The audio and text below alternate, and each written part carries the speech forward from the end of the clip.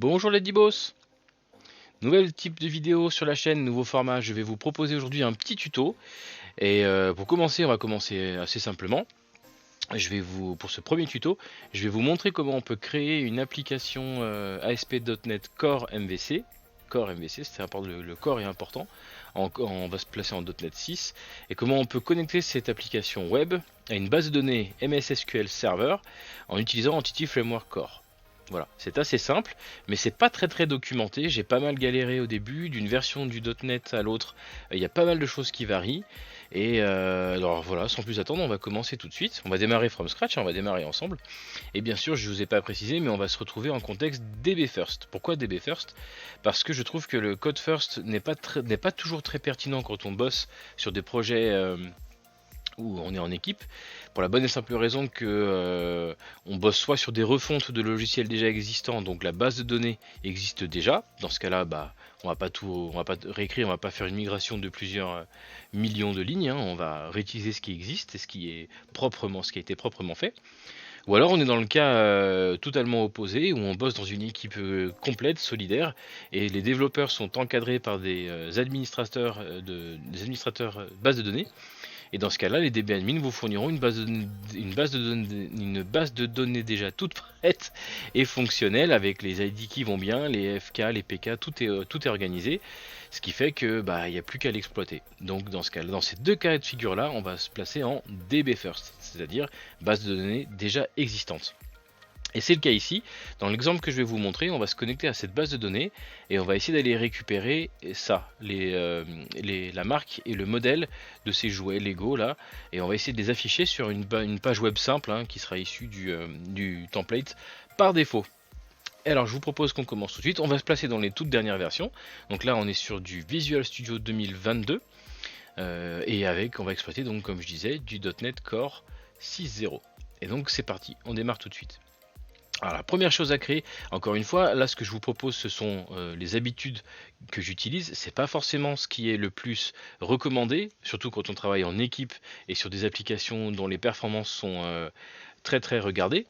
Mais moi je vous propose une architecture simple, facile à mettre en place, facile à maintenir, et puis dans laquelle aucune boîte noire intervient, où on ne sait pas trop ce qui se passe. On va utiliser les mécanismes natifs du .NET, du framework Microsoft.NET, ok, avec les systèmes d'injection de dépendance intégrés. On va rien rajouter de plus que ça. Ok, donc la première chose à faire dans ce contexte-là, c'est de créer une application web vide. Donc c'est parti. Vous choisissez ici dans les patterns qui vous sont proposés, vous choisissez une application web ASP.NET Core MVC. Moi en l'occurrence c'est la MVC que j'ai choisi, mais ça peut très bien se faire en Blazor ou ce que vous le désirez. Ok, donc voilà, c'est parti, on va la placer là, hein. Ok, on va l'appeler demo.web parce que c'est notre application. La solution s'appellera démo, voilà, ça c'est à vous de choisir, hein. On se place bien en .NET 6.0, enfin à l'heure à laquelle je enregistre cette vidéo, c'est la dernière version actuellement proposée par Microsoft. Donc voilà, on va pas prendre d'authentification, on va pas prendre de test, on va pas prendre de Docker, tout ça, c'est pas la peine pour l'exemple que je vous propose ici. Voilà, on laisse Visual faire sa petite magie et il nous crée un petit projet web tout vide, hein, il n'y a rien dedans. Ok, voilà, c'est parti. Ok, cette application pour le moment elle est connectée à rien du tout et elle va ouvrir, si je la lance, elle va probablement ouvrir une page bienvenue sur Microsoft ASP.NET avec quelques liens d'exemple qui vous emmènent vers la documentation officielle en ligne. Voilà, c'est ce qui est en train de charger, ça compile et ça se lance.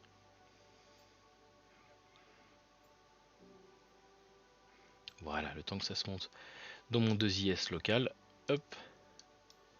Voilà, donc effectivement, on est sur une page très simple avec deux liens, hein, un petit site tout simple avec deux liens, un layout et puis une page, un body au centre. Ok. Et donc là, nous, ce qu'on va faire, c'est qu'à la place de ce texte-là, on va essayer d'aller chercher, pour rappel, donc, les produits Lego, là, les jouets Lego que j'ai dans ma base de données locale. C'est parti. Alors, maintenant qu'on a notre projet web qui tourne, la seconde chose à faire, ça va être de créer un projet qui va contenir de quoi se connecter à la base de données. Ok. Alors c'est parti, on y va tout de suite. Hop, on va on va ajouter à notre solution un nouveau projet. Ok. Et ce projet, ce sera une bibliothèque de classe. Ce sera une DLL qui sera bien sûr référencée par notre projet d'application. Ok. Et cette DLL, bah, on va l'appeler sobrement demo.dal hein, pour Data Access Layer. Voilà, très bien. Ok. On va le mettre ajouter à la solution actuelle. Voilà, super. Nom de la solution, on touche à rien. On se met en .NET 6 toujours, dernière version. Voilà, il était rajouté là. Parfait. Il nous, bien sûr, comme il est d'usage, il nous crée une petite classe à l'intérieur, mais ça, nous, on n'en aura pas besoin ici. Par contre, ce dont nous, on va avoir besoin, c'est d'ajouter 3 paquets NuGet. 3 packages NuGet à notre solution. Et ces packages seront les suivants. Bien sûr, je vous mets tout ça dans la description, vous avez toutes les infos qu'il faut juste en dessous.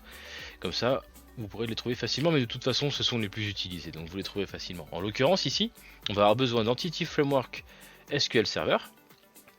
Ici, c'est la version 6.0.5 qui nous sera proposée, la dernière qui date du début du mois. Voilà, on installe. Alors, je choisis ce paquet-là, pourquoi? Parce que notre base de données est de type Microsoft SQL Server. Si vous bossiez sur une base MySQL, il existe aussi un connecteur tout prêt à trouver dans les packages. Si c'était une base Oracle, vous auriez le connecteur Oracle qui va avec, mais dans tous les cas, Entity Framework Core sait se connecter à toutes ces bases de données. Moi, en l'occurrence, c'est le provider pour la base de données Microsoft SQL Server que j'ai choisi. Ok. Alors si on prend juste ce connecteur là, ça ne suffira pas. Celui-là va nous permettre de nous connecter à une base de données, ça c'est très bien, mais il va pas nous permettre d'une part de créer les fichiers entities et le DB context qui nous sera utile pour notre couche service pour aller exécuter les requêtes en base de données. Et en plus de ça, je ne pourrais pas interagir avec ma base de données, c'est-à-dire en termes d'administration, c'est-à-dire effectuer des migrations de données, effectuer des versionnings sur les modifications, le trackage des modifications, le tracking des modifications qui sont faites en base de données, etc., etc. Donc pour tout ça, et pour plein d'autres raisons, hein, je vous conseille d'installer en plus le package Entity Framework Tools. Donc c'est parti.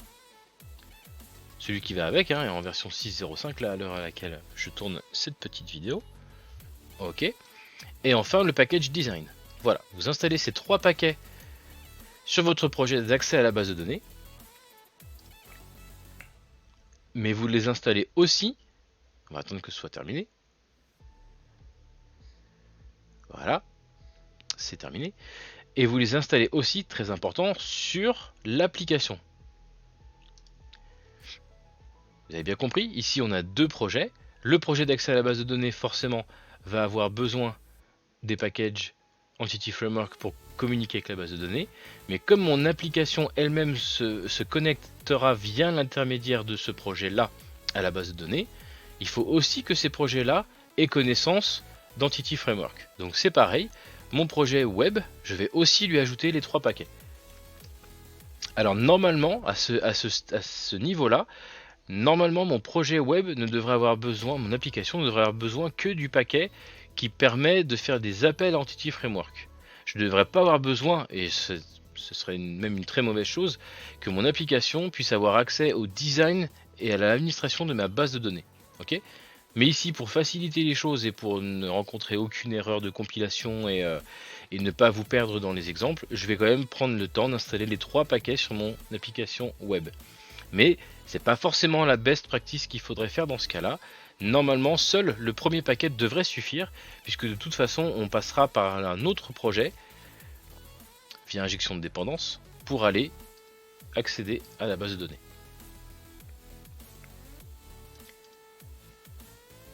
Ok. Ça devrait aller vite. Ok, super. Mes 2 projets, là, ont maintenant bien accès à Entity Framework. Ont connaissance d'Entity Framework. Dernière étape avant de se lancer dans le code, il va falloir bien sûr que je précise à mon projet web qu'il est dépendant de mon projet d'accès à la base de données pour pouvoir se connecter à la base de données. Voilà. À ce stade-là, vous devriez avoir quelque chose qui compile et qui est prêt à se lancer. Dans le sens où j'ai pas altéré le code, j'ai pas altéré mon application, elle démarrera. Bien sûr, j'ai rien configuré pour le moment et rien n'est prêt à fonctionner, mais on est bientôt. Donc la prochaine étape, ça va être de faire comprendre à mon application web quelle base de données je veux aller attaquer. Ok, donc pour faire ça, on ouvre le fichier de configuration de l'application, appsettings.json, en l'occurrence celui du développement, et on va aller lui ajouter la capacité de se connecter à la base de données, en lui ajoutant la chaîne de connexion qui va bien. Là j'ai déjà préparé, ici vous mettrez vos identifiants, vos crédentials SQL, ok, je les mettrai au dernier moment. Voilà. Et donc là, on est prêt à lancer ce qu'on appelle le scaffolding de la base de données. Ok, le scaffolding, c'est une étape qui va permettre à notre application d'aller à notre couche d'accès à la base de données, d'aller générer les entities liées, correspondant aux tables et aux objets, différents objets de ma base de données. Donc pour faire ça, on utilise la commande suivante à exécuter dans la console du gestionnaire de package en ciblant bien la couche d'accès à la base de données. Voilà. On utilise la commande scaffold dbcontext. Ok, on lui dit d'utiliser la chaîne de connexion qu'on vient de créer. Voilà. Bien sûr, moi j'ai récupéré une d'un autre projet. Hein. Ok, et on lui donne le nom du contexte qui va s'appeler, voilà, sobrement EFDemo Entities. Ok, on lui précise d'aller créer les models dans le dossier modèle. Et normalement, on lance ça. Le projet va. La compilation est ok. Et voilà, on est bon. Si tout est ok, si la chaîne de connexion est bien configurée, on devrait aboutir là-dessus, c'est-à-dire à la création d'un dossier models dans notre couche d'accès à la base de données, qui contient donc les différents objets qui correspondent à mes colonnes, à mes tables de la base de données, okay, ainsi que notre fameux DB contexte qui est ici, qui est ouvert par défaut. Voilà. Donc le DB contexte, il contient tout ce qu'il y a de nécessaire pour permettre et occasionner la connexion à la base de données. Voilà. Et tout a été fait automatiquement. Voilà. Maintenant, il va nous rester quelques petites bidouilles à faire côté application pour donner connaissance à l'application qu'il faut utiliser Entity Framework et que c'est une application qui est connectée à une base de données. Et ça se passe dans la classe programme.cs, c'est la classe qui est appelée au démarrage de l'application. Et là, par exemple, on voit tout de suite une différence par rapport à .NET 5. Ou .NET 5, on avait aussi une application, on avait un programme.cs et un startup.cs, et ça a été fusionné avec .NET 6. C'est une bonne chose. Il y a pas mal de choses qui sont simplifiées, on va voir ça. En l'occurrence, nous, ce qui nous intéresse, c'est d'aller rendre notre application aware qu'elle est connectée à une base de données. Et donc pour faire ça, c'est au niveau des services de build qu'il y a quelque chose à ajouter. Et c'est cette ligne là qu'il faut ajouter. Il faut lui ajouter un DB contexte de manière à ce que la base de l'application soit au courant qu'elle est connectée à un contexte. Notre DB contexte, je l'ai fermé, c'est dommage. Il était ouvert à l'instant. On va aller le chercher. Il est juste là. Il s'appelle EFDemo Entities. Voilà. Ok, use SQL Server, c'est très bien. Et la chaîne de connexion, on a dit qu'elle s'appelait autrement. Hop. Je l'ai mis ici. IFDemo. Ça, c'est ma chaîne de connexion. Voilà. Alors bien sûr, là, il faut que je rajoute les using qui vont bien. Voilà, on va avoir besoin de ça. Allez. Oui, j'ai cliqué.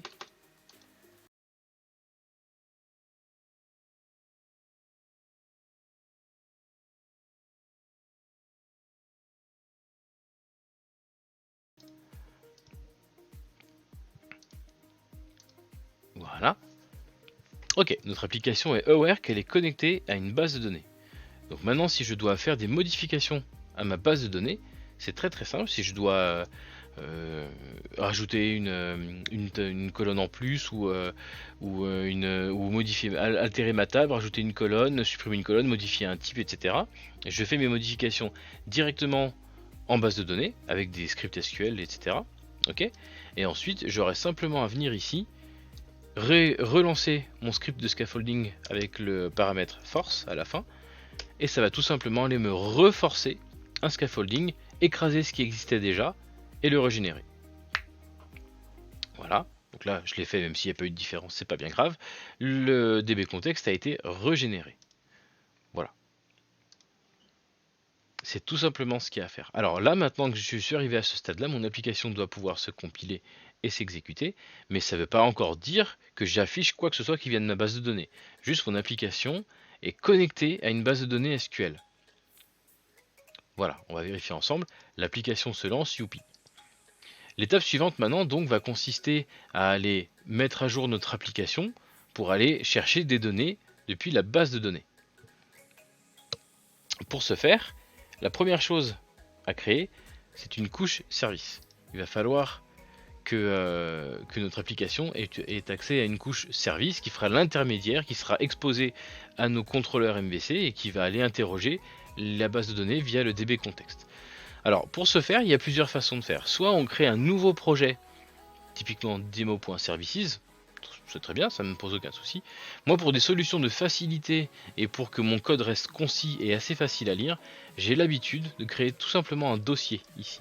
Ok, je vais créer un dossier services, voilà, dans lequel je vais aller créer une classe que je vais appeler, je sais pas moi, on va l'appeler item services, puisque je vais aller chercher des items en base de données.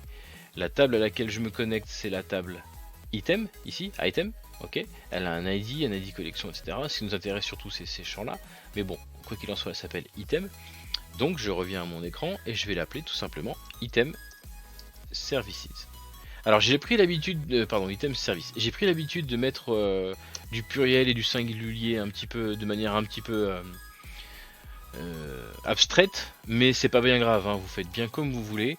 Entity Framework à l'heure actuelle n'est plus dépendant de ça. Il y a quelques versions en arrière, il fallait absolument que nos objets aient une syntaxe avec suivante, c'est-à-dire une table, une colonne ID en auto-incrémenté, enfin en identity quoi, en auto-incrémenté en PK, peu importe le type.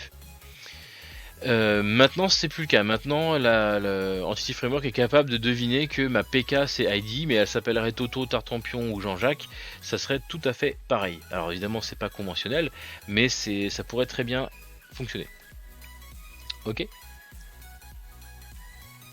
Voilà. Donc mon service, bien sûr, ce sera pas une classe interne, ça sera une classe publique. Parce que je veux que que de l'extérieur je puisse y accéder. Et qui dit classe publique dit forcément constructeur.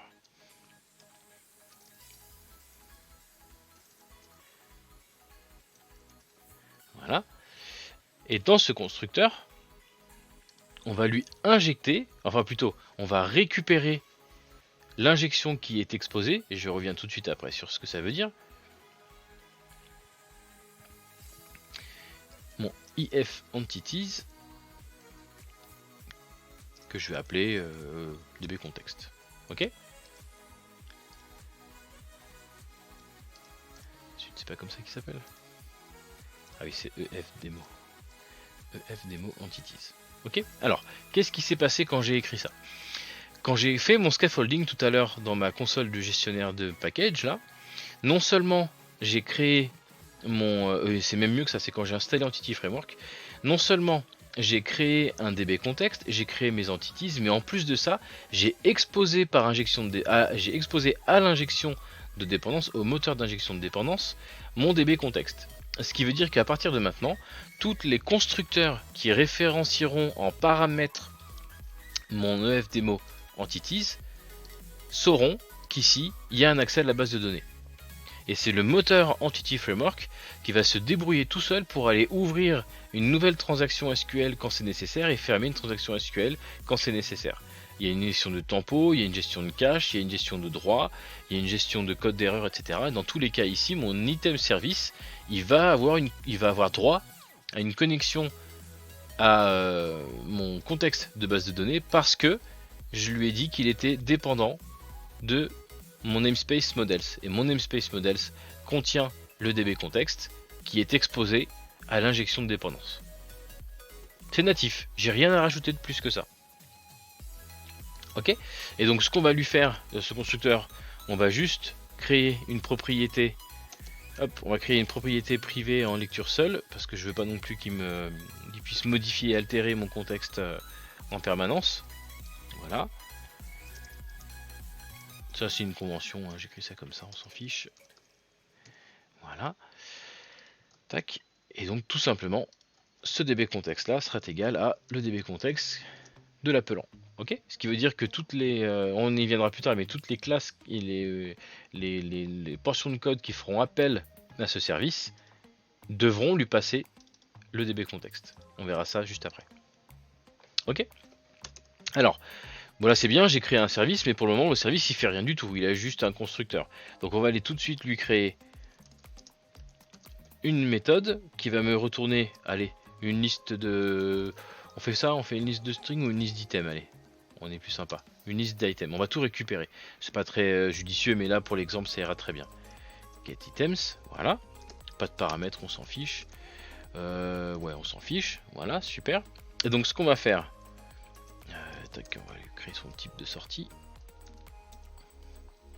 Voilà, parfait. Ok, nickel. Et donc là, bah on y va, hein, on y va en link. Hein. Item request, voilà, c'est égal à from items in, du coup, le DB contexte de la classe.items, voilà. On va plutôt faire where i.brandName égale, parce que j'ai envie qu'on prenne que cela. Voilà. Ça c'est juste moi qui fais mon petit test. Hein.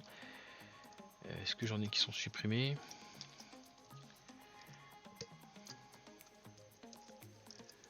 Voilà, juste pour retirer ceux qui sont supprimés. Bon, voilà, c'est un détail. Ok, select i. On prend tous les items, ok, qui sont de la marque Lego et qui ne sont pas supprimés, que l'utilisateur n'a pas marqué comme étant supprimés. Voilà. Alors là, après moi, c'est moi. Oui, on va faire ça comme ça. Ok, voilà. Et donc, to list. Voilà. Typique, et ça c'est une méthode typique d'un service en link to entities. Ok. Donc ça veut dire que j'ai même pas écrit une seule requête SQL, c'est ça à la... Alors je sais pas exactement si c'est à la compilation runtime, mais je pense que c'est plutôt à la compilation. Ça va être converti en requête SQL. Ok. Donc voilà, c'est parti. Je peux mettre un petit point d'arrêt pour plus tard. Oups, pas ici évidemment. Plutôt là, c'est ça qui nous intéresse. Ok. Et donc, maintenant, alors j'ai créé ma couche service. Ma couche service est prête à aller exécuter une requête SQL et retourner ce qu'elle a récupéré, ce qu'elle a sélecté à une application. Mais pour le moment, mon application, on est d'accord qu'elle n'est pas du tout prête à aller chercher des données en base de données. Elle est prête dans le sens où elle est connectée à une base de données. On a fait la connexion avec l'application settings et puis avec l'ajout des packages qu'il fallait. Mais par contre, il n'y a aucun endroit dans l'application web où je vais chercher les données. Et ben c'est ce qu'on va faire tout de suite. On va se placer dans le home controller, c'est ce qu'on disait tout à l'heure. Ok. Et donc mon home controller, la première chose qu'il va falloir faire, c'est lui dire que mon home controller, on aimerait bien qu'il soit connecté à ma base de données. Ok. Qu'à cela ne tienne, injection de dépendance, tout est prêt. C'est EF10 entities, hein, décidément je le retiendrai pas celui-là. Voilà, ça c'est mon contexte. Le nom de la variable, je le prends le même à chaque fois, mais c'est pas moi qui. Et là, ce qui est très important, c'est ce que je suis en train de faire là. Le fait de lui dire d'utiliser mes modèles, côté DAL, hein, bien sûr, ça veut dire que là, le lien est fait. Le lien est fait, l'injection de dépendance est faite. Paf, je lui dis que mon contrôleur est aware qu'il y a un DB contexte. J'ai pu récupérer, et qui est exposé quelque part, peu importe où. J'ai rien eu d'autre à faire que ça. Je sais dorénavant, une fois que j'aurai bien mis ma propriété en read only, ici, là. Voilà, on va l'appeler comme ça. On va l'appeler... allez, on va l'appeler...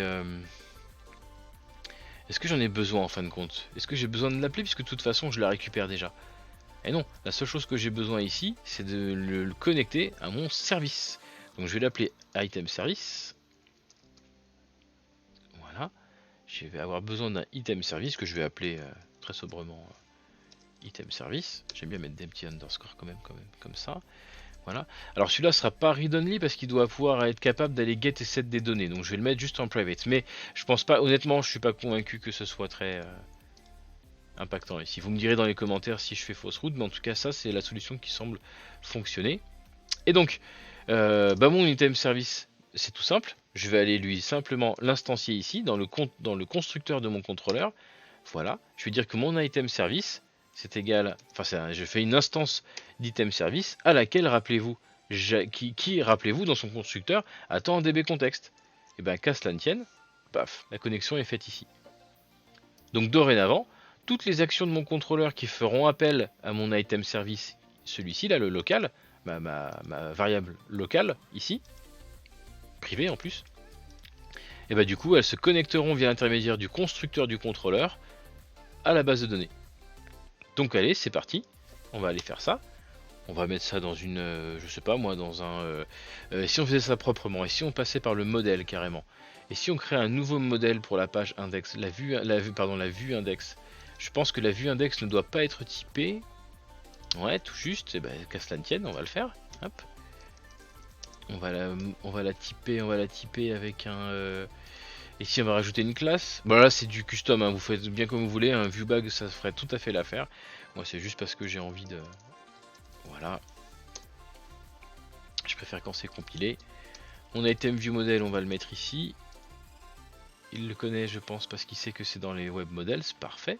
Ok. Voilà. Et cet item view model, on va simplement lui dire qu'il existe à l'intérieur une classe, une liste d'items. Il va falloir donc le connecter à l'autre côté. Hop. C'est une propriété. Voilà. Item ici, c'est bien l'item côté models de base de données, hein, c'est l'entity. Et là, vous aurez remarqué justement une des lacunes de cette architecture-là, c'est que je fais une petite parenthèse, c'est que mon application, ma couche applicative, exploite directement les items, les entities. J'ai fait exprès pour simplifier la chose. Je n'utilise à aucun moment des objets de travail, des DAO, des DTO. À aucun moment je n'utilise des DTO. J'utilise uniquement mes entities de A à Z.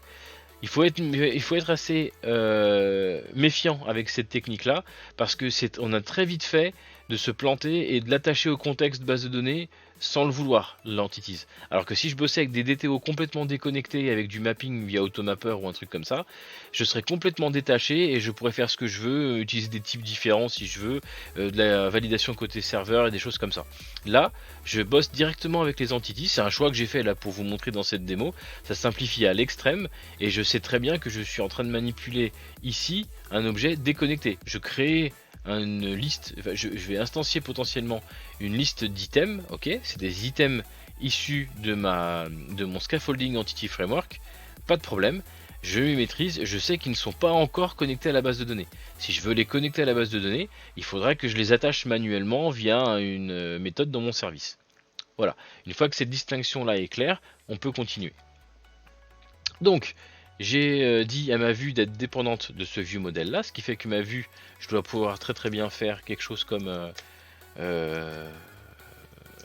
modèle.items. Il n'a pas encore compilé peut-être. Voilà, c'est ça, items. Allez, voilà, ok. Donc je pourrais parcourir cette boucle et aller les afficher dans avec un BR, avec un saut de ligne à chaque fois, les items. On fera ça en dernier. Ok. On a dit en plus qu'on se mettait à la place du texte de base. Donc ici. Voilà, on va aller faire ça juste après. C'est de la syntaxe classique, mais bon, je le ferai juste après. Par contre, j'ai pas terminé. Actuellement, donc du coup, la dernière chose à faire, on va plutôt le faire ça comme ça. Dans ma page, on va le faire tout de suite. Dans ma page index, je vais me préparer à aller afficher tous les modèles et marques et modèles des objets que j'ai get en base de données. D'accord? Donc c'est parti. On va l'appeler item in model .items parce que je l'ai mis comme ça. Voilà. Tac. Voilà. Et ici, bah, c'est simple. On va faire un paragraphe avec item.brandName, on a dit. Voilà. Oups. Item.brandName. Un petit tiret. Et puis un item. Je sais plus comment s'appelait le champ, on va checker ça tout de suite. Il s'appelait modèle ici. Ok. Item.model. Ok. Voilà, ça me paraît pas mal. Voilà. Ok, donc là on est très content, c'est super. Sauf que là il y a une dernière chose importante qui n'est pas encore faite, et vous verrez qu'on a quasiment terminé. Ici, il faut que quand j'appelle index, je lui précise quoi envoyer à ma vue. Ma vue, je l'ai fortement typée à un vieux modèle que j'ai créé côté application, ici. Mais pour le moment, il n'y a rien qui le lie à la base de données. Et bien qu'à cela ne tienne, c'est parti. Index. On va lui créer un nouveau modèle. On va lui dire que item view model. On va l'appeler modèle. On va lui faire une nouvelle comme ça, voilà. Et on va lui dire que les listes d'items de ça, on va la récupérer depuis le item service. Item service.getItems. Voilà. Ok. On passe ça en paramètre à la vue. Et je pense qu'on est pas mal. On va mettre des petits points d'arrêt parce que je me suis forcément vautré à une étape ou l'autre, mais je pense qu'on est plutôt pas mal. Voilà. Allons tester ça.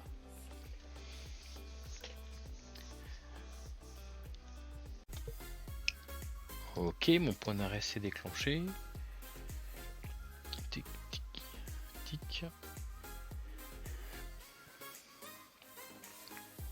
Ok, j'ai des choses.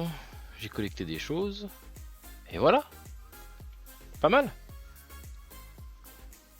Success les gars. Donc on a bien récupéré depuis la base de données les deux champs en question, quoi. Tout simplement. Vous vous rappelez, ils étaient juste là. Hop. Le brand name. Plutôt ici c'est plus facile. Le brand name et le modèle. Voilà. Ok. Ok, voilà, tout simplement. Donc du coup, pour résumer, c'est aussi simple que ça. Alors bien sûr, vous pouvez avoir, il y a il y a des petites alternatives qui peuvent survenir. Là, par exemple, j'ai fait juste un select, j'ai juste une action, une méthode, pardon, dans mon service qui fait juste un get de la base de données. Hein. C'est pas grand chose. Et typiquement, il faudrait que je creuse un petit peu plus pour faire une insertion, une modification en base de données. À ce moment-là, j'ouvrirai un contexte, exactement un DB contexte, un using, mais exactement comme vous feriez avec Entity Framework tout à fait classique. D'ailleurs, les seules choses qui diffèrent d'un entity Framework classique, c'est que j'ai dû scaffolder via une petite commande ici. Mais sinon, au lieu d'un fichier EDMX par exemple, hein, puisque ça n'existe plus dans Entity Framework Core. Mais sinon, tout est strictement identique. Et en plus de ça, l'injection de dépendance est super pratique pour connecter mon application fonctionnalité par fonctionnalité. Typiquement, si je veux un jour que mon home controller il n'ait pas accès à certains services, et ben je les mettrai pas ici. Voilà. Moi, actuellement, mon home controller il est aware d'un item service, mais peut-être qu'un jour j'aurai un Toto controller qui sera aware d'un Toto service. Voilà, qui n'aura rien à voir avec item service. Voilà, c'est assez. La granularité est quand même meilleure. Voilà. Et tout ça c'est rendu possible évidemment grâce à la technologie Core qui granularise vachement plus ce truc et la configuration est beaucoup plus fine. Voilà les Dibos, je vais m'arrêter là pour ce petit tuto puisque ça tout a l'air de fonctionner. Si ça intéresse du monde, je peux mettre à disponibilité le code, vous me mettrez dans les commentaires si ça vous intéresse. N'hésitez pas à commenter justement, à me dire ce que vous auriez fait différemment. D'un point de vue architecture, je vois à peu près les lacunes, c'est pas forcément nécessaire, mais c'est toujours intéressant de savoir ce que vous en pensez. Donc voilà, il me reste plus qu'à vous souhaiter un bon appétit les Dibos. On se voit très bientôt pour du stream ou pour du code en live. A plus, ciao ciao.